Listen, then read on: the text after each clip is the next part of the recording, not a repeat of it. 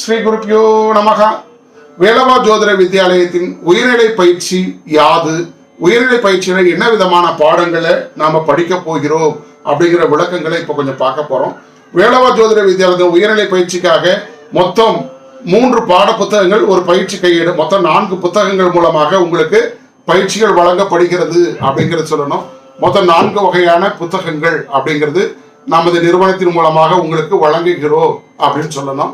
இந்த 4 வகை பாட புத்தகங்கள்லையும் பார்த்தீங்கன்னா ஒரு புத்தகத்துடைய பக்கம் 230 240 பக்கங்கள் இருக்கும். 3 புத்தகம் அப்படின்னு பார்க்கும்போது கிட்டத்தட்ட 700 பக்கங்கள் வந்துடும். மேற்கொண்டு இந்த ஒரு பயிற்சி கையேடு கிட்டத்தட்ட 200 பக்கங்கள் வந்துடும். ஏறக்குறைய ஒரு 900 பக்கங்கள் அடங்கிய பாடத்திட்டங்களை 6 மாதங்கள்ல உங்களுக்கு வழங்க காத்திருக்கிறோம் அப்படின்னு சொல்லணும். இந்த 6 மாத காலத்துல நீங்க என்ன விதமான பாடங்களை பயில போகிறீர்கள் அப்படிங்கிறத அடியன் ஒன்றின் கீழ் ஒன்றாக சொல்றேன், கவனிச்சுக்கலாம். பொதுவா 2ஆம் பாக பாட புத்தகத்தின் வாயிலாக உயர்நிலை பயிற்சியுடைய அறிமுக வகுப்பு, அடிப்படை நிலை பயிற்சியுடைய முக்கியத்துவங்கள் யாது அப்படிங்கிற விவரம், நவ கிரகங்களுடைய காரகத்துவங்கள் யாது, அதை எப்படி கையாளணும் அப்படிங்கிற விவரம், அதாவது நவகிரக காரகத்துவங்களை பற்றி விளக்கங்களை கொடுப்போம். ஏற்கனவே அடிப்படை நிலையில நவகிரக காரகத்துவம் நாம் படிச்சிருந்தாலும் உயர்நிலைக்கு நவகிரக காரகத்துவங்களை என்ன பண்ணுவோம், அதிகப்படுத்தி அதை கொடுக்கறது, அந்த காரகத்துவங்களை எப்படி கையாளணுங்கிற டெக்னிக் அப்படிங்கிறத கொடுக்கறது.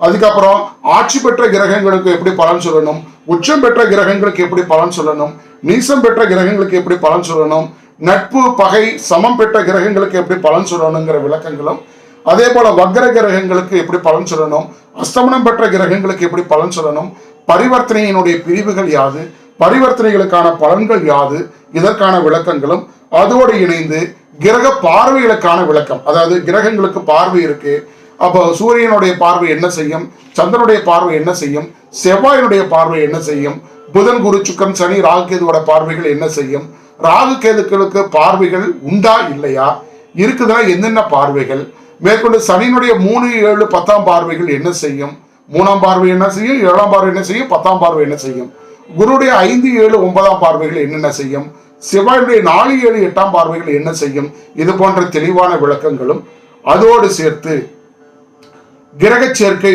அப்படிங்கிற தலைப்புல கிட்டத்தட்ட ஒரு 70 வகையான கிரக சேர்க்கைகளுக்கு எப்படி பலன் சொல்லணும் அப்படிங்கிற ஒரு நீண்ட நெடிய விளக்கங்கள், இந்த கிரக சேர்க்கை பலன் அறிதல் அப்படிங்கிற ஒரு நிலைப்பாடுகளையும் அதற்கான விளக்கங்களையும் அதற்கான பலன்களையும் தொகுத்து கொடுத்துருக்கோம்.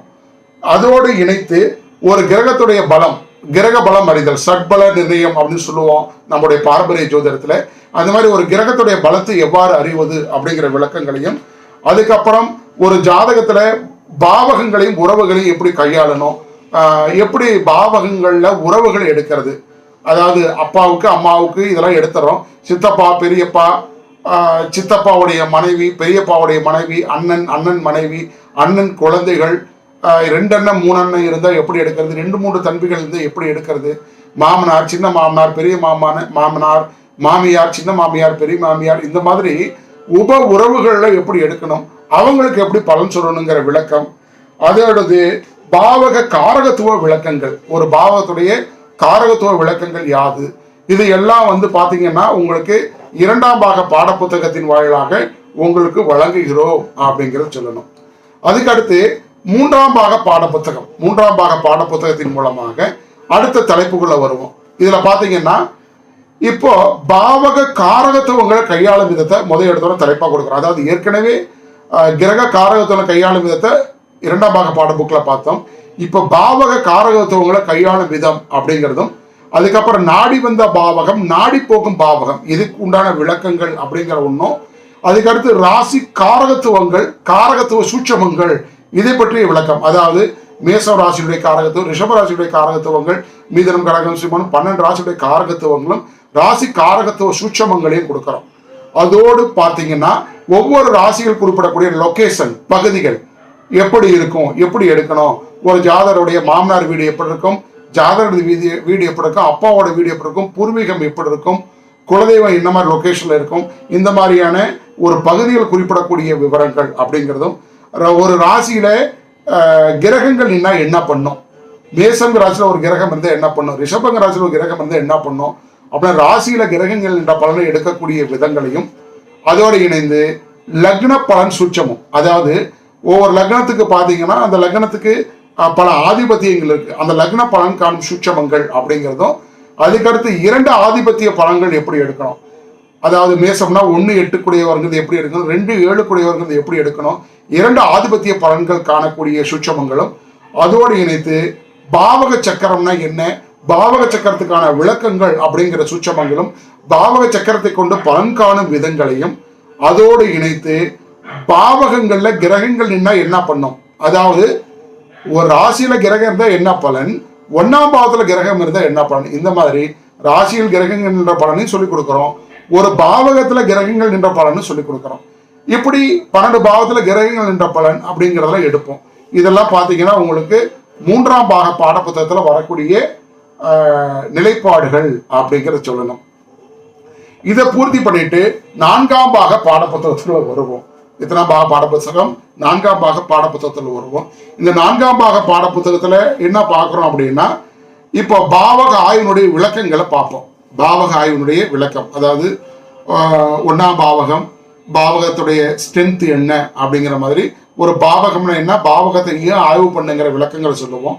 பாவக ஆய்வுக்கான விதிகள் யாது அப்படின்னும், வேளவா பாவக ஆய்வு முறைகள் யாது, எப்படி பாவக ஆய்வுகள் பண்ணணுங்கிறத பார்ப்போம். அதாவது ஒரு ஜாதகருக்கு 12 பாவகங்களை பிரித்து ஒவ்வொரு பாவகத்துக்கும் 100 மதிப்பெண் அப்படிங்கிறது கொடுத்து 100க்கு அந்த பாவகம் என்ன மதிப்பெண் பெறுகிறது அப்படின்னு எடுத்துட்டு அந்த பாவகம் என்ன விதமான பலனை வழங்குங்கிறத எளிமையா சொல்லும் விதமாக பாவக ஆய்வுகள் கொடுத்துருக்கோம். இந்த பாவக ஆய்வுக்கு பார்த்தீங்க அப்படின்னா வெறும் 4 நிலைகளை பாவக ஆய்வு பண்ணிடுவோம். 4 நிலை பாவக ஆய்வு பண்ணி பாவத்தின் ஸ்ட்ரென்த் தீர்மானிச்சிருவோம். அதை தீர்மானிச்சுட்டு அடுத்து பார்த்தீங்க அப்படின்னா திசா புத்தி பலன் காணும் விதம் அப்படிங்கிறதுக்குள்ள வருவோம். ஒரு திசை புத்தி எப்படி பலன் எடுக்கணும், ஒரு குறிப்பிட்ட திசை ஒரு குறிப்பிட்ட புத்தி நடக்கும் பொழுது எப்படி பலன் சொல்லணும் அப்படிங்கிற மாதிரி திசா புத்திக்கு இயங்கும் பாவலை கண்டறிதல், திசா புத்தியில சுபமா இயங்குதா அசுபமா இயங்குதாங்கிற விளக்கங்களும், திசா புத்திக்கு எப்படி பலன் சொல்லணும் அப்படிங்கிறதும், இதுக்கு பல உதாரணங்களையும் கொடுத்து உங்களுக்கு பாடங்கள் கொடுப்போம். இந்த திசா புத்திக்கு பலன் காணும் விதங்கள் அப்படின்னு போயிட்டு இருக்கும் பொழுதே கூடவே கோச்சாரங்களை இணைத்து எப்படி பலன் சொல்லணும், அப்ப திசா புத்தியோட கோச்சாரங்களை எப்படி இணைந்து பலன் எடுக்கணும் அப்படிங்கிற கோச்சார விளக்கங்களும் அதுக்கு பல உதாரண ஜாதகங்களும் கொடுத்து திசா புத்தி பலன் காணும் நிலையை பூர்வாங்கம் பண்ணுவோம். அதனை தொடர்ந்து அடுத்து பார்த்தீங்க அப்படின்னா ஒரு பிறந்த குழந்தைக்கு எப்படி ஜாதகம் கணிக்கிறது, அதாவது கணிக்கிறது அப்படிங்கிறத விட பலன் எப்படி சொல்றது.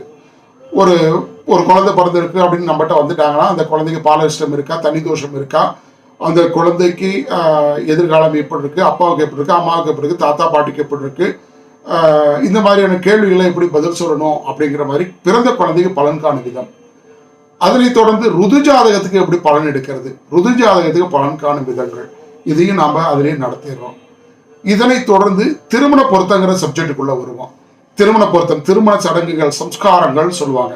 திருமண சடங்குகள் மற்றும் சம்ஸ்காரங்கள் யாது, அதற்கான விளக்கங்கள், மேற்கொண்டு திருமணம் பொருத்தம் பார்க்கக்கூடிய நிலைப்பாடுகள் என்ன, எப்படி திருமணம் பொருத்தம் பார்க்கணும், பாவக ரீதியாக எப்படி பொருத்தம் பார்க்கறது, லக்ன ரீதியாக எப்படி பொருத்தம் பார்க்கறது, தோஷ ரீதியாக எப்படி பொருத்தம் பார்க்கறது, தோஷம்னா என்ன, எத்தனை வகை தோஷங்கள் இருக்கு, நட்சத்திர பொருத்தம் எப்படி பார்க்கறது, எத்தனை வகையான நட்சத்திர பொருத்தம் இருக்கு, முக்கியமான நட்சத்திர பொருத்தம் யாது, டோட்டலா ஒரு ஜாதகத்துக்கு எப்படி திருமண பொருத்தம் பார்க்கறது, இந்த விவரங்கள்லாம் சொல்லி கொடுத்துட்டு அதனை தொடர்ந்து அப்படியே பார்த்தீங்கன்னா இதெல்லாம் இணைத்து திசா ரீதியாக எப்படி பொருத்தம் பார்க்கறதுன்னு சொல்லி கொடுத்துட்டு எளிமையா எப்படி ஒரு டக்குன்னு பார்த்து நம்ம பொருத்தம் மேட்சிங் சொல்றது அப்படிங்கிற விவரங்களை சொல்லி கொடுத்துருவோம்.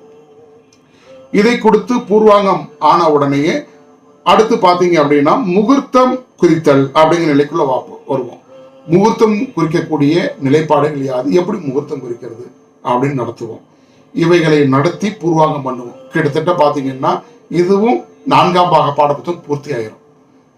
இத்தனை தலைப்புகளை வெறும் 6 மாதத்துக்குள்ள ஒரு 1.5 ஆண்டுகள் நடத்த வேண்டிய பாடங்களை நமது வேலவா ஜோதிட வித்தியாலயம் வெறும் 6 மாத காலத்துக்குள்ள நடத்தி கொடுக்கிறோம் அப்படிங்கிறத தெரிவிச்சுக்கிறோம்.